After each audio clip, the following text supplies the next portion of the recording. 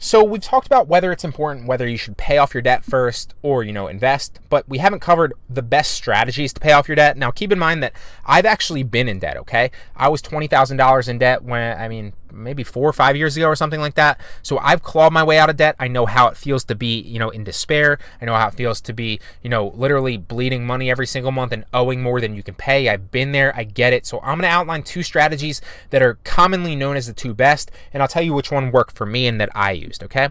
So the 2 best strategies for paying off your debt, and I have an entire course on this. It's a little bit outdated, but I'm currently working to revamp it. So I'm hopefully by the time you watch this, obviously, that course will be completely relaunched with new lectures and better production quality. The information in that course obviously was great, but I created it like 3 years ago when I was, a little bit fresher coming off the debt. So I'm planning on revamping that because I know it can help a lot of people, okay?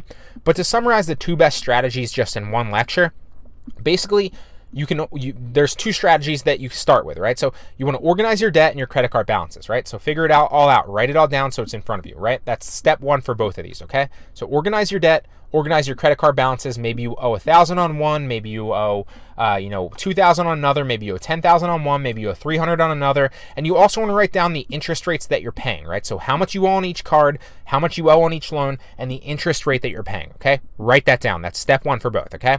Now, obviously, step 2 is pay all the minimums if that's possible, okay? So step 1, organize your debt and credit card balances and the interest rates that they are. Step 2, pay all the minimums if possible, okay? Now, here's where they differ, okay? So the first strategy is the most financially smart thing to do, and it's going to help, pay off the best for you. But I used number 2. So this is the most financially smart thing to do. It's obviously once you organize your debt and you get your interest rates down and you're paying all the minimums, if that's possible, then the best way to do it that's the most financially smart is to pay the highest interest rate first and make that your priority, right? So pay the minimums on all, and any excess money that you have in your budget, pay down the highest interest rate first, okay? And then simply as you pay that one down and you X that one out off your credit card, literally rinse and repeat, right? Pay the next highest interest rate next, okay? Now, why that's smartest is if you're paying the most percentage on your money, you want to knock those, the idea is that you want to knock those out first so that you're not paying, a high interest rate on other ones. You're not paying as high interest rate on other ones, So it's generally the most advantageous financially to pay that off, okay? I personally like the second strategy here because it's the most psychologically effective, and like we've already covered, you kind of want to get that snowball rolling. You want to build those positive feedback loops so you feel like you're making progress. It doesn't matter if it's entrepreneurship, it doesn't matter if it's like online marketing, it doesn't matter if it's fitness and nutrition, it does not matter if it's paying on debt. I think the second strategy actually is the most effective, even though it's not the most financially smart to do, okay? So second strategy, same first 2 steps, right? You want to organize your credit card and your debt balances, figure out your interest rates, although that's kind of irrelevant here. And then obviously step 2 is pay all the minimums if possible, okay?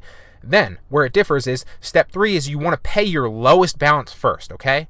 Regardless of the interest rates, pay your lowest balance. So let's say, for example, you have 4 balances. One's $2,000, one's $1,000, one's $10,000, and one's $300, right? You want to pay the $300 one off first. Why is that, right? Because it's psychologically effective. You knock that balance out completely. Now you only have 3 cards that you owe on, right? Then maybe you focus on paying the next one, and then you knock that one off, and then you're only paying 2 cards off at once, right? So it's kind of going to give you the most it's going to help increase your most positive your positive feedback loop quickly and kind of reiterate that you're doing the right thing and you're making progress, okay? And then obviously once you pay that first one off, the lowest balance, then rinse and repeat with the next lowest, etc., until you're done, okay? So that's the strategy I use to get out of debt, but those are the 2 main, most generally, accepted strategies for paying off debt. I really hope that they help.